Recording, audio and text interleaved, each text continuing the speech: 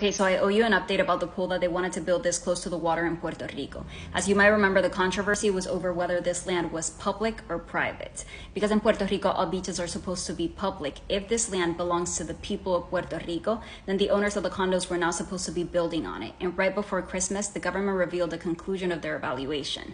The results were that this land is in fact public, just like the protesters had been claiming all along. That means that when there was heavy police force in front of the condos, they were keeping people from accessing public land. And as you might remember, during the protest, they dragged this woman by the hair and a guard pushed the man off the fence that was again on public land. Here's that fence. And the reason it's public land is because according to the government's own rules, up until the point where the highest tide reaches belongs to the people of Puerto Rico. And look at what happened during the most recent hurricane. The water came all the way under the fence where they wanted to build that pool. And the reason this is a big deal is because it brings into question what's happening in other places in Puerto Rico. You might remember that in the documentary that's part of Bad Bunny's music video, we showed you how the water comes all the way right up to where these luxury houses are in the town of Dorado. And it's not just the highest tide. The 20 meters after the highest tide is also supposed to be dedicated for public use. But there were guards telling us that we could not walk over here because it's private property. And because it's so hard to walk over the rocks, these beaches become private in practice and only accessible to the people who buy the multi-million-dollar houses.